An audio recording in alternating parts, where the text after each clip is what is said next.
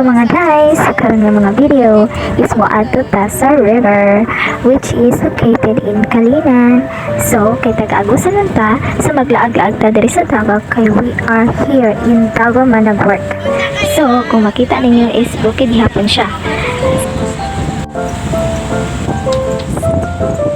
Alam niyo mga day, I'm so happy na naka-visit dito sa mga bukid nila. Kasi, you know na, taga-agusan tayo. So, anad ta o mga bukid, like makita na to ang mga green leafy na leaves. So, and then mga trees na nindot kaayo din maka-refresh sa imong una-una labi na o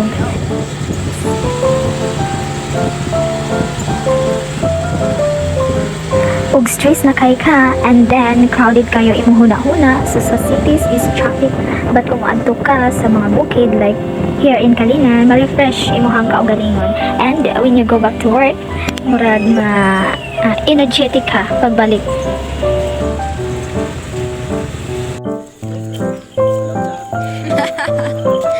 So at this point, naabot na gid ta sa ato ang padulngan og kini nagbaktas na mi para makasulod didto sa lugar kung asa ang river, kung asa ang pinakanindot na river diri sa Kalinan. So if I were you guys, kung dalaga or ulitaw pa mo, just laag-laag lang. Kaya no na, pag matigulang na ta, wala na tay time para maglaag-laag. Wala, uy, daro dito, naapil lang, puro. So, bago mo makaabot sa river, kailangan pa ninyo agian ang hanging bridge diri sa Kalinan, located diri sa ilang bukid. So, nice kayo ilang hanging bridge.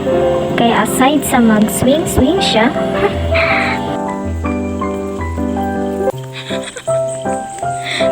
makita sa nimo ang nindot na view sa kilid-kilid o ang ilalom anang hanging bridge. So, likod gud siya, guys. Maunang dili mabalaka kung unsay mahitabo. So, dili ra kayo halata guys no, na happy kayo ta kay nagkataw-katawa man jud diri but nervous sa gid kay ko maong inanaang ako ang video. Uy, ayun niyo yoga, Diyos ko. Pasensya na kayo guys, ilana din ko kahadlukan pag naana sa height, naana ko'y fear of height, so maunang paghanging bridge good, and shaky pag siya, so maunang lisod kayo punggan. So this is my first time guys na mag-agi sa hanging bridge. So after ninyo mag-agian ang hanging bridge, mga bato-bato na po ang inyuhang maabtan. So that time po is naagian na namo ang mga balay-balay diraa nagipuy-an sa mga tao diaa sa komunidad. And then maka-amis po guys kay naa siya elementary school diha mismo naagian namo na.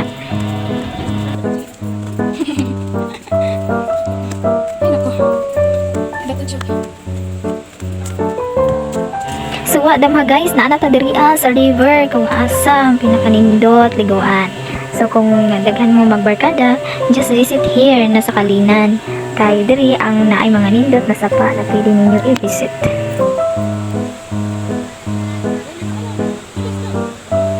So nagtanaw-tanaw ta sa mga views, sa mountains and sa river. Tanaw na to kung unsa gid siya kalintinaw, unsa siya kanindot liguan. So be careful lang po kay mga dagko kayong mga bato.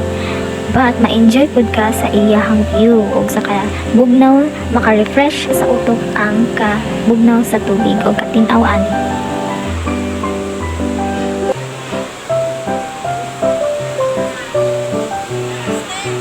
So guys, enjoy sana mo ang pagpangaligo o tan-aw lang sa video until the end.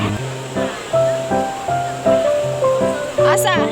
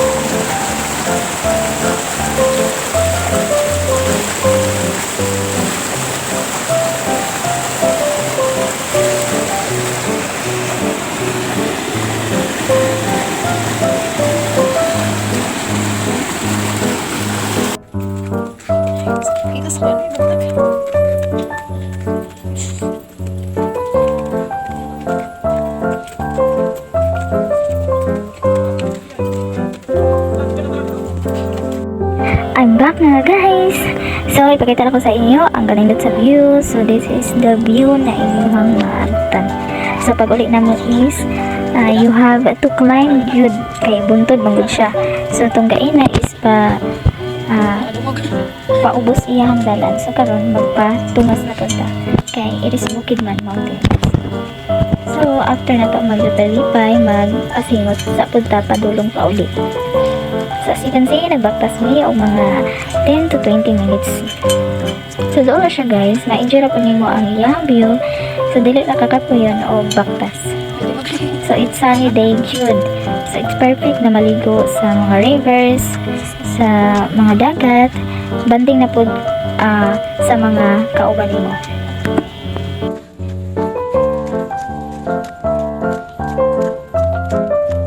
Pag diri na taman ang video guys, see you sa next adventure nato sa paglaaglaan.